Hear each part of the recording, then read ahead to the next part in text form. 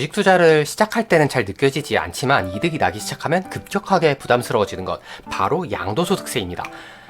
돈으로 돈을 버는 투자의 특성상 양도소득세라는 것은 장기적인 투자 성과에 심대한 영향을 주게 되는데요. 그래서 어떻게 하면 양도소득세를 최대한 절세할 수 있을까가 자연스럽게 투자자들의 관심사가 될 것입니다. 참고로 오늘 말씀드릴 절세법에는 세금 자체를 적게 내는 방법도 있지만 보통 절세라 하면 세금을 최대한 늦게 내는 방법이다, 이렇게 생각하시는 편이 낫습니다. 그러면 세금을 빨리 내냐 늦게 내냐의 차이지 결국 세금을 내는 건데 이걸 절세라고 부를 수 있냐?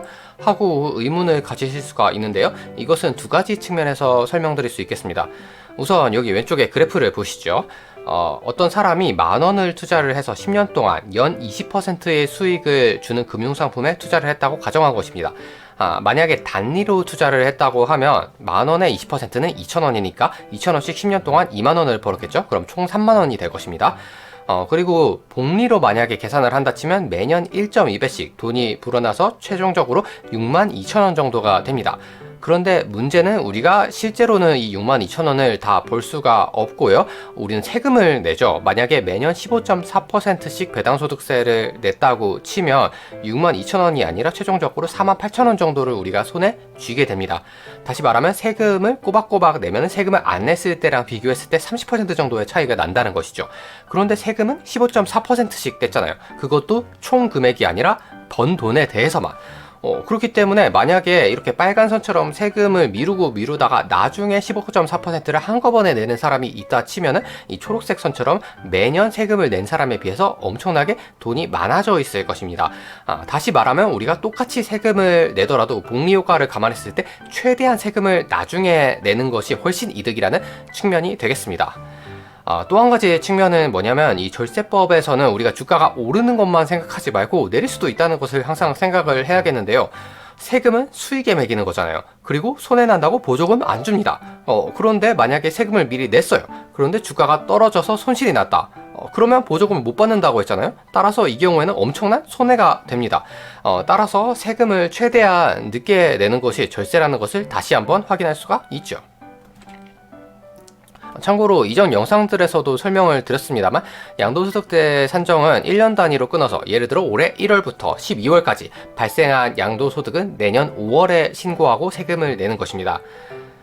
단 이것은 세금 신고를 직접 하시는 경우에 해당하고요. 각 증권사별로 양도소득세 신고 대행 서비스를 제공하고 있기 때문에 이것을 이용하려고 마음을 먹으셨다면 2월이나 3월에 증권사 홈페이지에서 확인을 하실 필요가 있습니다. 자세한 신고 방법은 여기 있는 영상을 참고하시면 되겠습니다.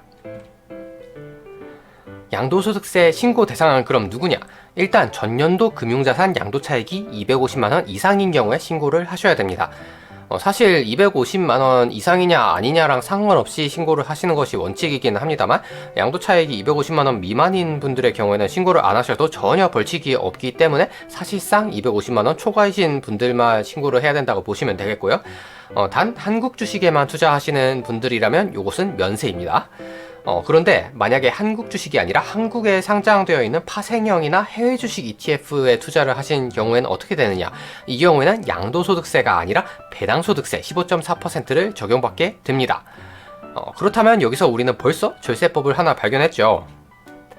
바로 한국에 상장되어 있는 해외 주식형 ETF를 하시면 세율을 낮출 수 있다는 점인데요. 예를 들어 여기 왼쪽에 그래프를 보시면 이 IVV라고 하는 미국의 S&P 500 지수를 추종하는 ETF입니다.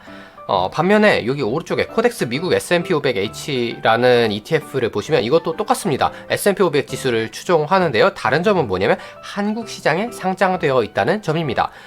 둘은 완전히 같은 것을 추종합니다만 이쪽만 한국에 상장되어 있기 때문에 적용받는 세금 항목이 양도소득세 22%에서 배당소득세 15.4%로 달라지게 된다는 것이죠. 그런데 사실 이렇게 해서 세율과 세금 항목을 변경할 수 있긴 합니다만 이런 식으로 절세를 하는 것은 그닥 추천드리지는 않습니다. 왜냐면 일단 배당소득세라고 말씀을 드렸잖아요. 배당소득세의 한 가지 큰 특징은 뭐냐면 배당이 나올 때 바로 징수를 한다는 것입니다. 이것을 원천징수라고 하죠. 반면에 양도소득세는 아까 말씀드렸다시피 1월부터 12월까지 번 것을 5월에 신고하게 되어 있거든요. 그렇기 때문에 즉시 내는 원천징수 같은 경우에는 복리효과를 감안했을 때 세금을 미리 내는 격이 되어서 생각보다 훨씬 타격이 크다고 볼 수가 있겠고요. 또 주가가 떨어졌을 때 절세 전략에 활용할 여지가 있는데 원천 징수를 해버렸기 때문에 이러한 절세 전략에 활용할 수 있는 여지도 없습니다. 물론 주가가 계속 오르기만 하면 15.4%를 내는 것이 더 이득일 수도 있습니다만 아까 말씀드렸다시피 주식이 항상 오른다는 보장은 없기 때문에 모든 상황을 고려했을 때는 그냥 양도소득세를 내는 것이 이득일 상황이 많다는 것이죠. 그리고 또 중요한 부분은 아닙니다만 양도 차액이 2천만 원을 초과했을 시에 종합소득세에 합산되는 문제가 있습니다. 누군가에게는 사실 진짜 중요한 부분일 수가 있죠. 왜냐면 배당소득세가 2천만 원을 초과한다는 것은 사실 일반인에게는 그렇게 쉬운 일은 아닙니다. 배당만으로 2천만 원을 받아야 되니까요. 일반인에게는 굉장히 큰 금액이기는 합니다만 문제는 이것이 이름만 배당소득세이고 실제로는 배당이 아니라는 것이죠. 이거는 양도소득이잖아요. 그런데 배당소득세로 과세를 하는 거예요. 그렇기 때문에 우리는 이것을 2천만 원을 넘기는 일을 심심찮게 볼 수가 있습니다. 문제는 이것을 2천만 원을 넘기게 되면 종합소득세 합산이 되고, 이 말은 다시 말하면 근로소득이 높으신 분이라면 세금 폭탄을 맞을 수도 있다는 뜻입니다. 그런 문제가 있고요. 또 ETF 자체의 문제도 있죠. 여기 차트 두 개가 정확히 일치하지 않는다는 점만 보셔도 아시겠지만 한국에 상장되어 있는 미국 증시 ETF는 외국 시장에 상장되어 있는 것이기 때문에 여기 미국에 상장되어 있는 미국 ETF에 비해서 부대 비용이 그만큼 증가하게 됩니다. 그렇기 때문에 수익이 꼭 이 왼쪽처럼 잘 날 수가 없다는 점도 말씀을 드리고 싶습니다. 물론 아주 큰 금액은 아닙니다만 이것이 22%와 15.4%의 차액에 의해서 얻는 이득만큼 상쇄가 될 수도 있다는 점을 염두에 두셔야겠죠. 자, 그렇다면 양도소득세가 우리나라에서 어떻게 계산되는지 이것을 알아야 절세 전략을 세우겠죠? 몇 가지 예를 들어서 말씀드리겠습니다. 먼저 10만원짜리 주식을 1000주 투자한 사람이 있다고 칩시다. 그러면 1억 원을 투자한 셈이죠. 그런데 아주 투자가 잘 됐어요. 그래서 주가가 15만원으로 올랐습니다. 이것은 그러면 1억 5천이 되어 있을 텐데요. 이것을 매도했다 치면은 양도소득은 5천만 원이 생기게 되죠. 이 5천만 원 중에서 250만 원은 기본공제로 들어갑니다. 그렇다면 4,750만 원이 남죠. 이것의 22%가 세금이 됩니다. 그럼 계산해보면 1,045만 원이 되는데요. 생각해보면 근로소득으로 어지간히 벌어서는 소득세 1,000만 원을 내기가 힘들다는 것을 감안하면 겨우 5천만 원 벌었다고 세금을 무지막지하게 떼간다는 것을 알 수 있죠. 이래서 머리를 잘 굴려야 한다는 것입니다. 자, 그렇다면 한번 수익과 손실이 같이 있는 경우를 생각해 보겠습니다. 먼저 A 주식에 투자를 했는데 이것은 마찬가지로 10만원에 1000주를 투자해서 1억 원이 들어갔습니다. 그리고 B 주식도 마찬가지로 10만원에 1000주에서 1억 원이 들어갔습니다. 그런데 A 주식은 다행히 15만 원이 되고 B 주식은 주가가 내려서 7만 원이 됐다고 가정을 해보겠습니다. 그러면 A 주식에서 5천만 원을 벌었고 B 주식에서는 3천만 원 까진 거죠. 그러면 총 양도소득은 2천만 원이 됩니다. 그렇다면 세금은 2천만 원에서 마찬가지로 250만 원 기본공제를 빼고요. 1,750만 원에 대해서 22% 세금을 매겨서 385만 원이 된다는 것입니다. 자, 여기까지 보셨으면 어떻게 해야 세금을 최대한 덜 내는지 감이 오셨을 것입니다. 예를 들어 내가 올 한 해 동안 차익 실현한 주식 양도소득이 1,000만 원이다. 그리고 연말이 돼서 보니까 여기 표에 나와 있는 것처럼 A, B, C, D 이 종목을 보유하고 있다고 해보겠습니다. 그럼 이런 생각을 해볼 수가 있죠? B 종목에서 지금 300만 원 손실이 나 있고 이 종목에서 400만 원 손실이 나 있는데 요거 두 개 팔면은 700만 원 손실을 실현하는 거잖아. 그러면 나의 한 해 동안 실현 손익은 300만 원이 될 것이고 B 종목하고 이 종목은 팔았다가 다시 사면 되겠구나. 이런 생각을 해볼 수가 있습니다. 그러면 플러스 300만 원에 대해서 기본공제 250만 원을 제하고 나면 사실상 양도소득세가 없는 거나 마찬가지가 되는 것이죠. 이런 식으로 절세 전략을 실행할 수가 있는데요. 다만 대신에 BE 종목을 이렇게 팔았다가 다시 사면 매수 단가가 낮아졌겠죠? 그러면 BE의 주가가 올랐을 때 우리는 양도소득이 더 많이 잡힐 것입니다. 그래서 맨 처음에 말씀드린 것처럼 이것은 세금을 없애는 것이 아니라 최대한 늦게 내는 방법이다. 이렇게 말씀을 드린 것입니다. 반대로 나의 올해 양도 차익이 마이너스다. 이런 경우도 있을 수 있겠죠. 그러면 아무것도 안 해도 당연히 양도소득세가 나오지 않습니다. 하지만 손실이 났다고 보조금을 안 준다는 점 아까 말씀을 드렸죠. 그렇기 때문에 우리가 해야 될 것은 뭐냐면 내년을 위해서 수익이 난 종목을 팔아서 플러스 250만 원으로 맞추는 것이 최적의 전략이라고 할 수 있겠습니다. 이렇게 된다면 매수 단가가 높아지기 때문에 내년에 주가가 올라도 양도소득이 그만큼 적게 잡히게 되겠죠. 자, 그렇다면 이제 양도소득세를 절세하는 방법에 대해서 어느 정도 감을 잡으셨을 것으로 생각합니다. 그런데 이것을 막상 현실 투자에 적용하려고 하면 몇 가지 난관에 봉착하실 수도 있습니다. 예를 들어 올해 내 양도 차익이 얼마인지 어떻게 알지? 여러 증권사의 주식이 들어있다면? 그리고 또 나는 손해가 나 있는 종목이 없는데? 이런 경우가 있을 수 있겠는데요. 각각의 질문에 대해서 한번 말씀드려 보겠습니다. 먼저 현재까지 내 계좌의 실현 손익을 알아야지 세금이 얼마가 나올지, 뭐 어떤 조치를 취해야 할지 견적이 나오겠죠. 주식 거래를 하실 때마다 일일이 엑셀에 단가와 수량을 입력하시는 분이라면 수동으로 계산을 하실 수도 있겠지만 대부분의 투자자분들은 그 정도까지 정성을 들이기는 어렵습니다. 하지만 다행히 증권사 앱이나 홈페이지에서 내 계좌의 올해 양도소득을 확인하실 수 있습니다. 예시로 미래에셋증권, 삼성증권, NH투자증권에서 이렇게 올해 양도 차익을 어떻게 확인하는지 적어 보았는데요.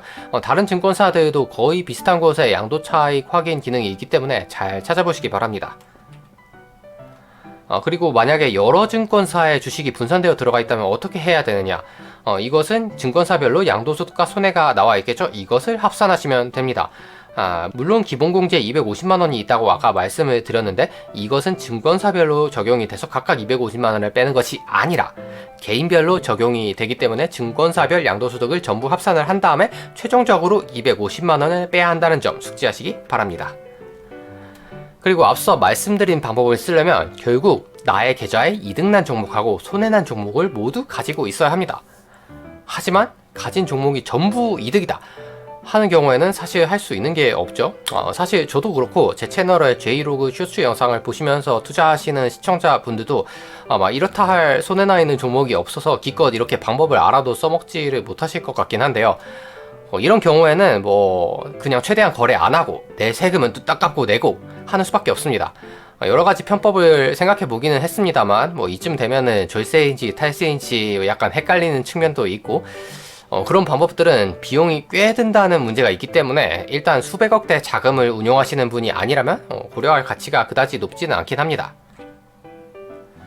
그리고 앞서 말씀드렸다시피 증권사에서 양도 차익을 계산해 주긴 합니다만 또 한 가지 알아두시면 좋은 것이 바로 이 주식을 여러 번에 걸쳐서 산 경우에 차액을 어떻게 계산하느냐 하는 것입니다. 예를 들어 이렇게 600원에서 1600원까지 주가가 상승한 주식에 투자했다고 가정해 보겠습니다. 만약에 주가가 600원일 때와 800원일 때 각각 만주씩 투자를 하고 1600원일 때 만주를 매도했다면 양도 차액은 얼마가 될까요? 매도 단가는 매도할 때마다 산정하기 때문에 1600원으로 확정적이지만 매수 단가는 산출하는 방법이 크게 세 가지가 있습니다. 먼저 선입선출법이란 먼저 매수한 주식을 먼저 매도한다고 가정한 계산법입니다. 여기서는 600원짜리 주식을 먼저 매수했기 때문에 이것이 매수 원가가 되는 것이죠.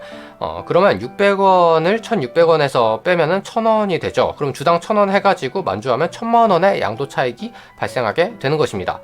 반면에 후입산출법이란 나중에 매수한 것을 먼저 매도한다고 가정을 하는 것인데요. 매수 단가를 그럼 800원으로 계산하게 되겠죠. 그러면 이렇게 800만원의 양도 차익이 생기게 되고요. 마지막으로 이동평균법 같은 경우에는 여러분이 증권사 잔고창에서 보실 수 있는 평균 매수 단가를 채택하는 방법입니다. 이렇게 어떤 계산법을 쓰느냐에 따라서 양도소득세가 달라지게 되는데요. 참고로 세법에는 특정 방식으로 양도소득을 계산하라는 강제사항이 없습니다. 그렇기 때문에 모든 방법을 사용해도 합법인데 증권사에서는 자율적으로 한 가지 방법을 채택해서 양도소득을 계산하고 있죠. 혹시 내가 이용하는 증권사의 계산 방식이 궁금하다 하시면 콜센터에 전화해서 물어보시거나 홈페이지를 잘 뒤적여서 찾아보셔야 합니다.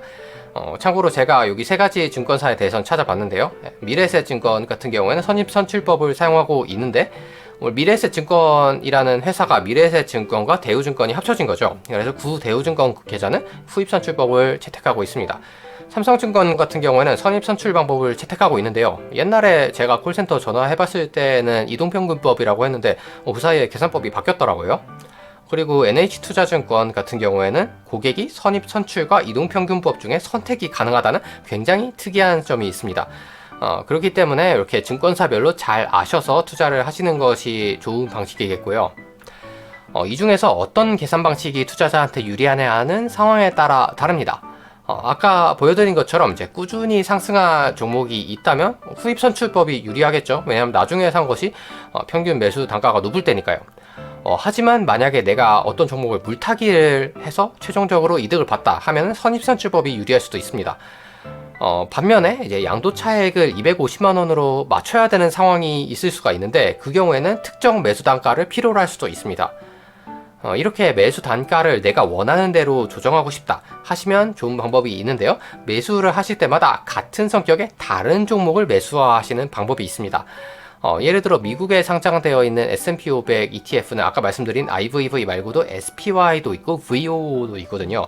그렇다면 S&P 500이 이렇게 예를 들어 쭉 상승을 했을 때 SPY도 사고 IVV도 사고 이런 식으로 매수할 때마다 다른 종목을 사는 것이죠.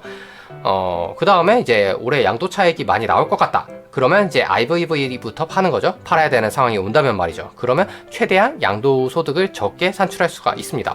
반면에 올해 양도 차익이 얼마 안 나올 것 같다. 그러면 250만 원에 맞추기 위해서 SPY부터 팔자. 요런 전략을 세울 수가 있겠죠. 만약에 처음부터 SPY만 계속 샀다면 이런 세부 조정은 하기 힘들었겠죠. 여기서 좀 더 나아가면 증권사를 여러 군데로 이용하시는 방법도 있습니다. 만약에 S&P 500 ETF를 살 때마다 미래에셋증권, 삼성증권, NH, 한국투자, KB증권 이런 식으로 5대 증권사를 전부 다 이용을 했다. 그리고 각각 SPY, IVV, VO 이렇게 세 종목을 샀다고 치면은 계속해서 매수를 할 때마다 매수 단가를 다르게 가져가서 총 15개의 매수 단가를 가져가실 수도 있습니다. 이런 식으로 양도소득세 관리를 하실 수도 있는데요. 솔직히 근데 이 정도로 세금 관리를 하는 것보다는 그 시간에 그냥 수익률을 올리는 것이 더 낫지 않을까 하는 생각이 조금 들기는 합니다. 자, 이렇게 해서 오늘은 주식 투자자들의 큰 고민거리인 양도소득세를 어떻게 절세할 수 있는지 알아보았습니다. 마지막으로 드리고 싶은 말씀은 세금 문제 때문에 여러분들의 투자 결정이 왜곡되는 상황을 만들지는 않으셨으면 한다는 것입니다. 세금 피하려고 막 이상한 방식으로 투자했다가 수익률이 낮아지면 그게 더 손해이거든요. 자, 그럼 오늘 영상은 여기까지이고요. 다음에도 유익한 영상으로 만나요.